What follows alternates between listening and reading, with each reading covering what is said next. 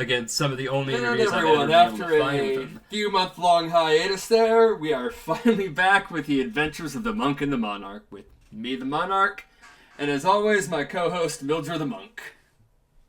Hello. And now that we're finally back in action, we're going to be talking once again about an anime director. This one being Masayuki Kojima. Tend to see a pattern with people in Japan named Kojima having a significant mark on history. I think for purpose of this, the things people are most going to know him for are most recently Made in Abyss. I originally knew him for Monster. Much like with a lot of directors, there's a lot of jumping about where they were working in a particular studio and working on a few episodes here and there, but not the overall person. This is something we've seen with past directors we've talked about, and it's something we will see with other directors. Looking into this guy's earliest stuff, like before he actually made a directorial debut, there were some odd ones. Alfred Jodocus Quack. Yep. He's mostly known for working at Madhouse, which he joined in the 90s. Before that, he was with Knack and Tatsunoko. Now, Tatsunoko needs no introduction. We've talked about Tatsunoko plenty of times in the past. Knack Productions, now known as just Knack, started out in the late 60s. They were a bunch of people who had background at Toei and Mushi Production. Mushi Production being Osamu Tezuka's studio. Despite the who's who of names that have worked there, Knack Productions had a bit of a history for low quality, and as well as some of their works being seen as copycats. That was early on. Eventually, they did start to become more successful, and things like Attacker U got really popular when it got imported to Italy and France. But they seem to do a lot of comedy series with a few exceptions. But I mentioned this before, but there was a history of cheapness when it came to anime in the 70s. They very much embodied that with some of their approach. I'd say from the looks of it, though, Kojima didn't really do too much with Tatsunoko. Mostly just the occasional episode directing. Yeah. I'm more referring to Knack, which he did do some work with. Mostly doing TV anime and mostly doing episode direction. He's definitely one of these early careers, though, when you look at, like, the episodes he does direct. Early on, there is, like, no real consistency to the projects he was working on. It got a little all over the place with him. For someone starting out, likely to be expected. You don't really get to pick and choose where you end up all the time. Like, I don't think it was really until the early 90s, mid-90s, he actually started working on shows as a director beyond just, episodically.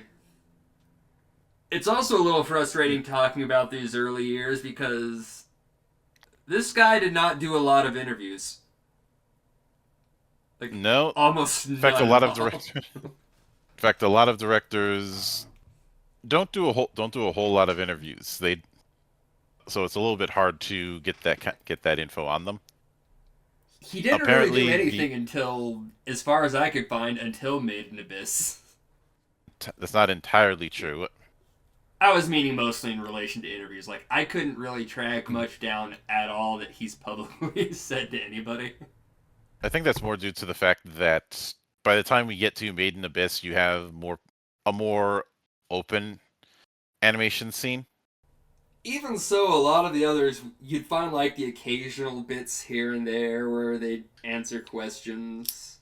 This guy, though, I don't think his name was often really even attached to a lot of his works, like you might have seen with a Cone or Nabashin. Like, I think biggest ones that people remember him for in the early days were Keaton and Monster, but that was the manga writer's name that got attached to those. A lot of the stuff that he did early on was adaptations. When it comes to adaptations, your name isn't going to be the first one that's going to be that's going to be mentioned. It is going to be the people who actually made the original work.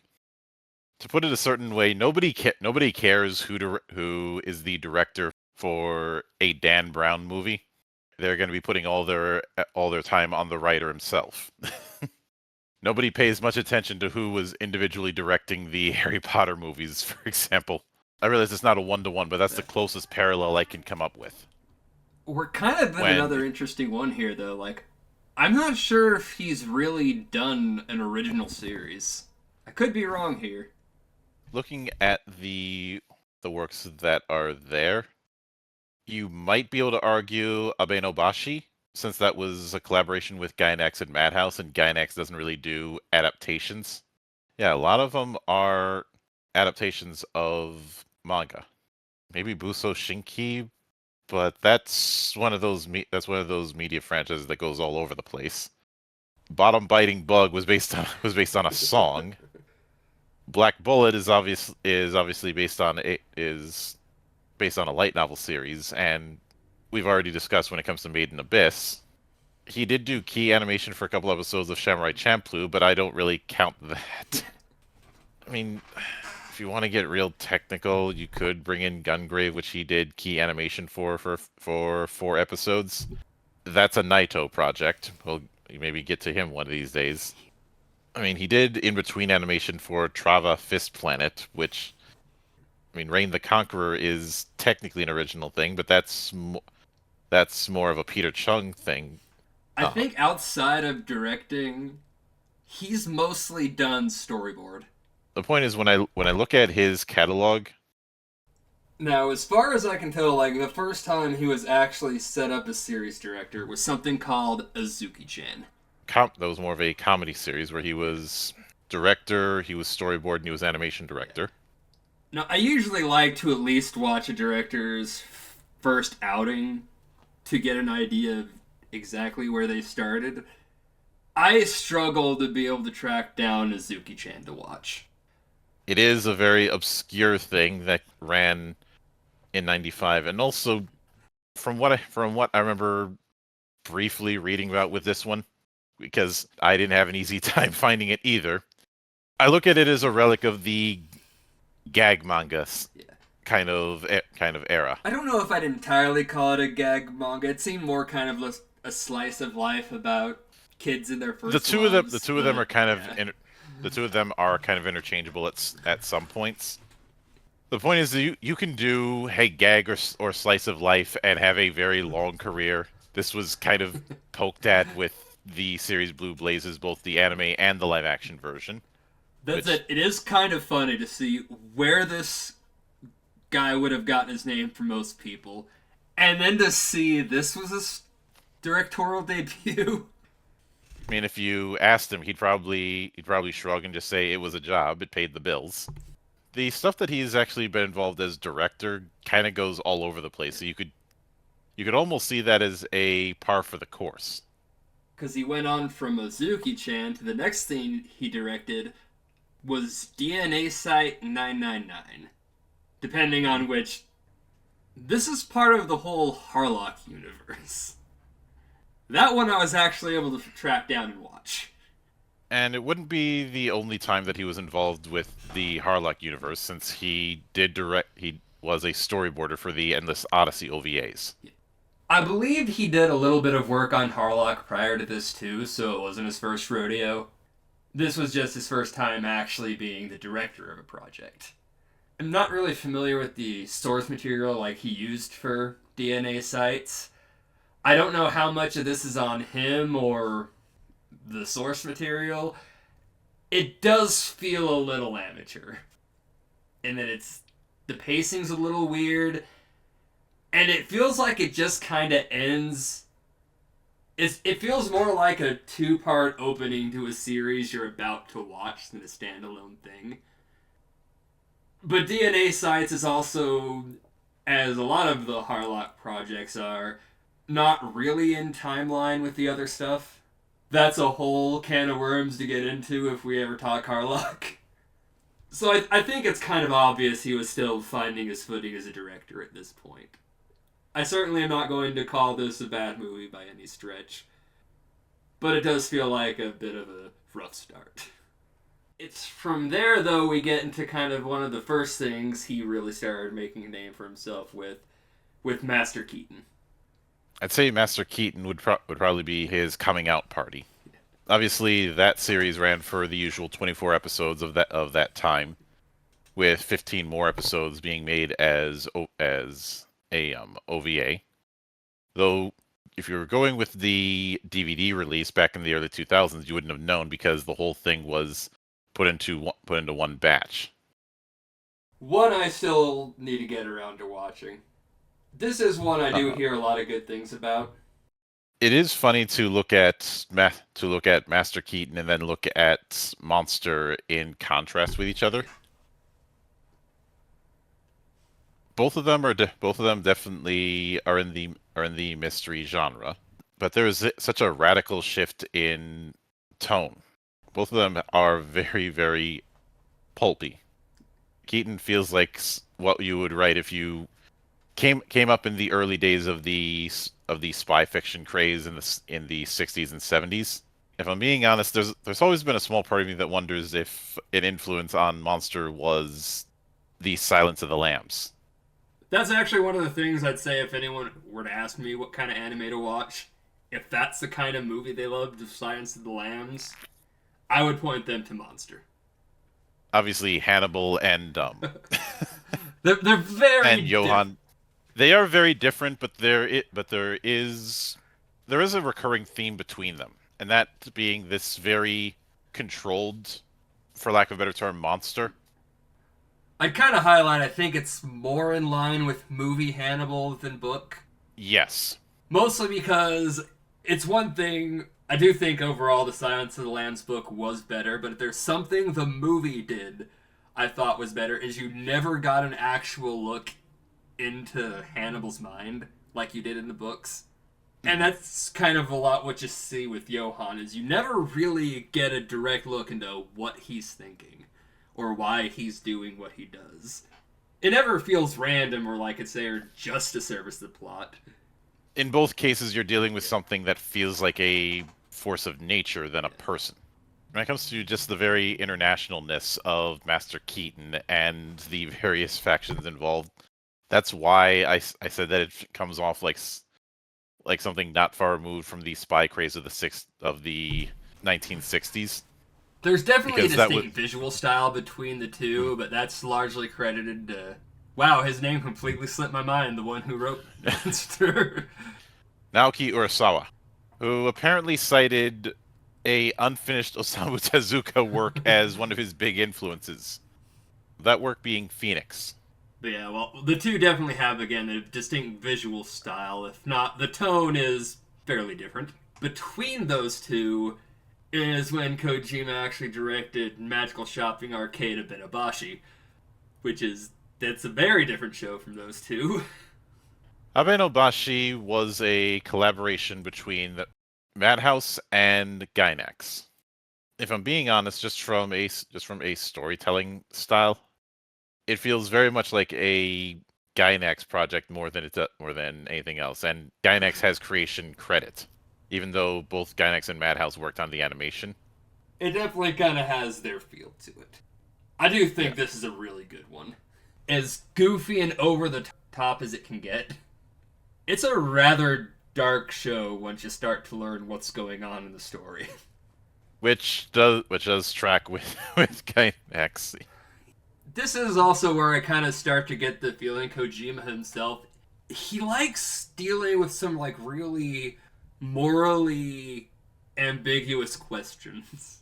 Like, I don't want to get too much into Abenobashi to spoil the plot at the end of it, but in the case of Monster, one of the core concepts of that one is our main character Kenzo Tenma asking himself if he knew about Johan what he does now, considering the fact he is a doctor and, the whole Hippocratic Oath and all that, would he have saved Johan's life? It's a question you never really get a clear answer to by show's end, but that's by intention. And while Kojima didn't write that plot and story, he does seem to have an affinity for stories that ask these kind of questions. That's why he got tasked with it. Probably because of the work with Master Keaton previously. I'm sure the creator of Monster was happy with how Keaton turned out. So he was probably more than happy to work with Kojima again. When it comes to Monster, it is somewhat amusing that the Fugitive TV series was a influence, but that does track with Urasawa, and The Fugitive was a series back in the '60s, which I cannot understate how much of a craze there was back then. Even something like Doctor Who leaned into spy fiction a bit. This was still in that era where long runs with series were rare. In a lot of cases, it was you got 24 episodes, that's it. Monster getting that many episodes is crazy. I'm not saying every series only got 24 episodes, but more than not did. Yeah, you get the 12 episodes of 24s. Every so often you'd go over that, but it was not very common.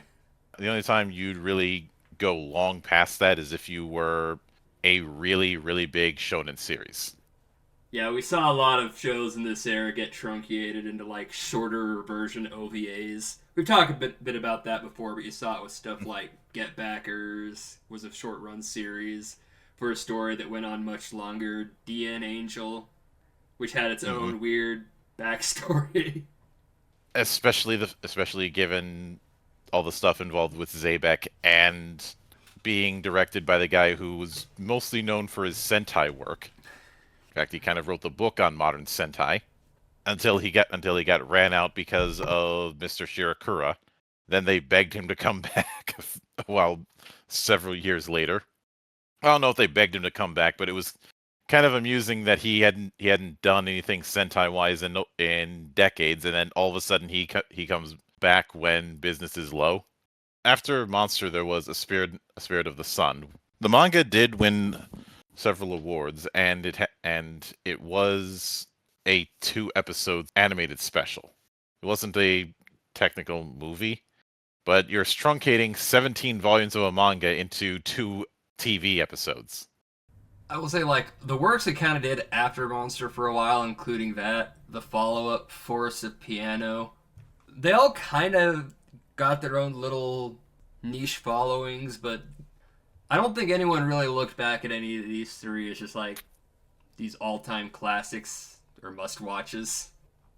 With Forest of Piano, as well as with the Tibetan Dog, there's other factors. The Tibetan Dog was a Chinese-Japanese collaboration, and Forest of Piano was not exactly consistent with its manga either. I'll grant this. Musical manga is a weird thing because you can't hear the music when reading it.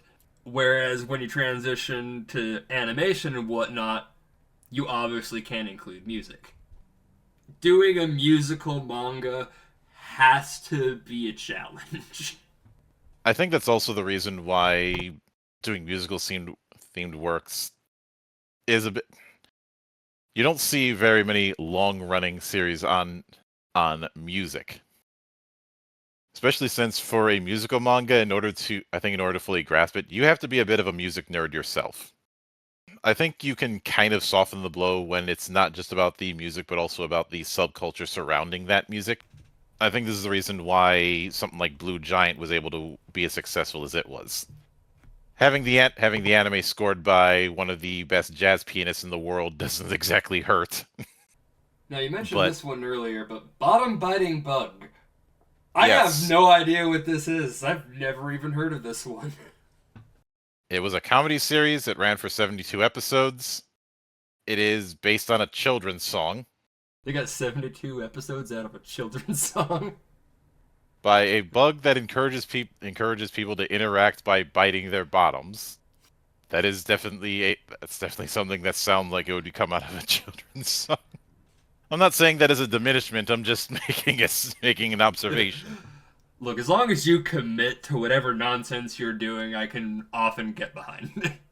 But remember, this guy directed Monster, and now he's directing a show about bugs biting people's butts. That's a weird resume, is all I'm saying. When it comes to the directors we've covered, I don't think it's the weirdest resume. I'm still trying to get over stuff like Vlad Love, and it's his next two projects, and it wasn't until I saw these I kind of felt like I got an understanding for Kojima as a director. You have Black Bullet, which I haven't had a chance to watch too much of Black Bullet yet. Visually, it is a lot different from what you see with Monster or Keaton. It's a lot different from the last three movies he did too, with Sun, Mori, and Tibetan Dog. Then you get to Made in Abyss, which is a very different visual style from anything he's ever done before. And I kind of started piecing together how I view this guy as a director. He's not a creative like a Satoshi Kon. He didn't really... Yes, he does do animations and storyboards and whatnot. I think he looks at directing like it's not his job to be there as a creative director. He is there to get the most faithful and accurate adaptation of what he's doing that you can do in a different medium. It sounds like you would describe him as the ideal second unit director. That may be a good way to describe it. The intent of being a second unit director is you're dealing with established shots, secondary shots. You're there to maintain the look and the feel of a film, even if it's not necessarily your vision. They're usually the ones who are handling all the in-between stuff, or the stuff that it's not worth bringing in the main director for. He certainly fits that role. I would say that what certainly helped him settle into that kind of role was his time with Madhouse. He's not with Madhouse anymore. He left years ago. Madhouse was one of those studios, especially in the early 2000s, that really made their name with their adaptation work. And I think a guy like Kojima, he really is good at these adaptations. Like, again, we brought up Monster a few times. Well, I've not read the manga. As far as I know, there was practically nothing that had to get changed or adjusted. I'd imagine that any changes that were done were the little things that you have to do when you're adapting from one source material to another. His interviews with Made in Abyss. I think Made in Abyss had the most changes from the source material, but as he talked about it, from the manga, it's actually a while in before you ever meet Reg. Whereas in the anime, it kind of kicks off with his introduction. The way he described it was, you can kind of get away with a lot more setup and exposition in just the shorter manga chapters. Were he to try to have done it the same way, you may not have met Reg until like the third or fourth episode, with kind of this how much of the early stages of the manga were establishing all the rules of how this society functioned. Alright, if I'm going to do this in an anime where I kind of got to move it along a little quicker, the choice was made to kind of break up those establishing rules as they became relevant to the story. That sort of thing is a key part in why adaptation is not as cut and dry as a lot of people think. And if anything, trying to do as straight of an adaptation from one medium to another usually leads to more problems than solutions. Yeah. I think Kojima has a really good grasp on how to do that effectively. I think that may actually be his best strength as a director, that I can kind of link between all these different works. With some adaptations, you have the issue of, and I think I talked about this in the past when I talked about the book The Road, and how adapting that completely straight was a mistake, because a large amount of that book is not exposition but mood making, and that's something you can do in less than a second with animation or with film. So once you've gotten that established, what do you do then? I'd imagine that he faced a similar dilemma when it comes to what is referred to in comic book production as decompression, of expanding the amount of time that certain things take. And what's really funny about that whole time thing is I remember seeing complaints that the DBZ manga was too fast. Really? Yes, I know. I know. Don't shoot the messenger. As far as why that was the case, I would have to go back and look at forum posts from 15 years ago, so let's not say we didn't. Adaptation is not an easy thing to do. I would say your biggest enemy is time. Even for each season, you've only got a certain number of episodes you can really work with. And you don't have a whole lot of options when it comes to screwing around. Each episode you do has to have a certain amount that you're going to be able to get away with. You've probably noticed this as well, but one thing we don't see nearly as much as we saw in the early 2000s is filler. Oh god, the filler episodes. Or in some cases, whole arcs that were nothing but filler. I remember the 1 year of Naruto filler. Some people Yeah. may be hearing this thinking that's a joke or an exaggeration. It is not. It was 1 year of nothing but filler every week. It's for that reason that that kind of thinking I don't miss. It's also why I've always been iffy about adapting something while it's still in circulation like that. At least I understand wait why it's till done. You start. Don't do it like, this first volume's good. Let's start the anime. It's like, no, just let it breathe. Let it establish itself. At least give it a 6-month head start before you start the anime. Especially if you're doing weekly episodes. And I'm not saying all filler is bad. I'm okay with a beach episode every now and then. I have been meaning to go back and watch the filler arc of One Piece right after Skypiea, the G4, I think it was. Because I keep hearing that's apparently one of the best filler arcs ever made, and everybody loves it. I just skipped it by default. I'm like, alright, these early One Piece filler arcs have been terrible. So I didn't bother to give that one a chance, but apparently that was a mistake. I would imagine it's a case of there was a more direct hand involved. The thing that makes filler episodes frustrating is after the arc is done, it's a back to status quo.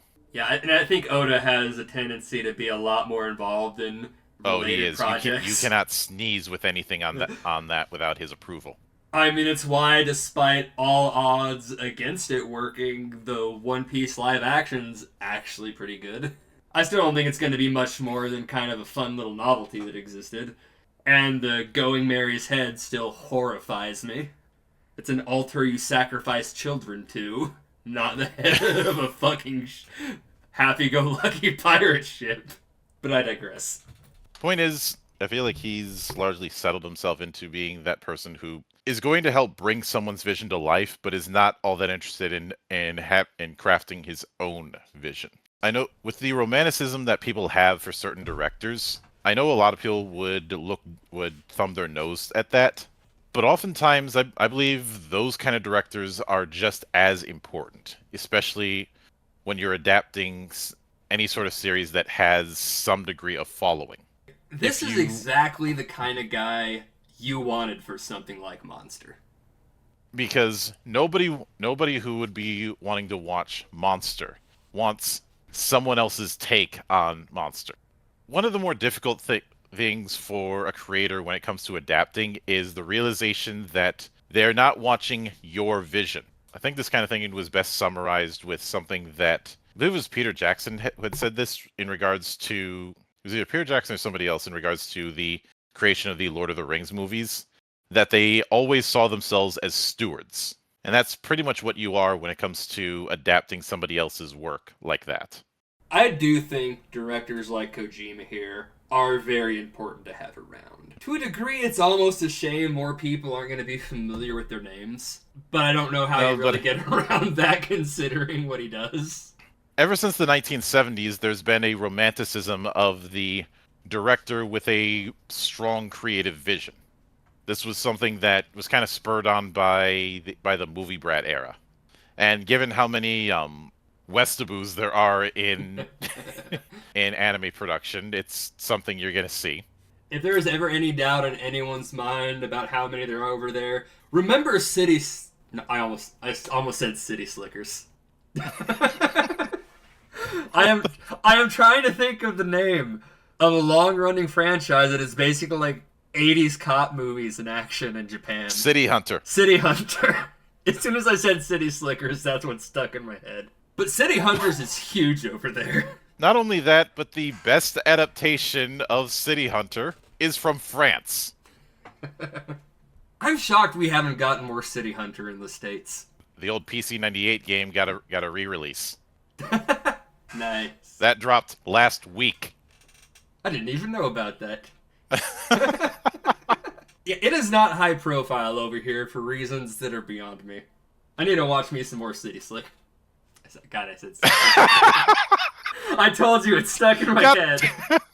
I need to watch more City Hunters. I remember when Jump Force was still relevant and Ryo Saiba got into that, and people were like, who the fuck is this guy? And I'm like, let me explain to you exactly who this guy is and why you should give all of the shits. Otherwise, we have to break out the 10-ton hammer. I say when it comes to that, even if he's not going to be seen as a big name because of his history with adaptation, I think Kojima is perfectly fine with that. I've never gotten any indication, at least from the works he releases or what little I've gleaned from him himself from his somewhat recent interviews. I think he's happy with how his career's gone. Like I said, sometimes having somebody who is good enough at this one particular thing is all that's really needed. I'd say that's as strong of a coda as we'll get with something like this. Yeah. On one hand, as a director, because of that, it's hard to say anything interesting about his style, but I'm still glad we talked about him because I do think the importance of directors like this is worth highlighting. A lot of anime publications may not give him his flowers, but we will. Like, if I ever see his name attached to anything again after Made in Abyss, which he's not that old, it's still possible he's going to be doing work once that's finished. I at least know whatever he's working on is going to be faithful to whatever the source is. So it also means if things go south, you can can blame the source. Yeah. You know, that's also not a very bad position to be in if, as him, it's like, hey, I just put the screen what was on the page. Don't blame me. There has to be a comfort in him being able to say that. Like, I don't think he would. I'd say with that in mind, we've covered everything we can with this one, so I think it's time for the wrap-up. I do feel bad for doing a whole podcast series on Anima because that was something we had planned a while back, but after I saw William SRD's video on Anima, it was so bad that I was like, I have to do something. With that said, it was good. It was good to do this again. I hope to continue doing this semi-monthly. I guess we will see you guys next time. See you next time, and stay frosty.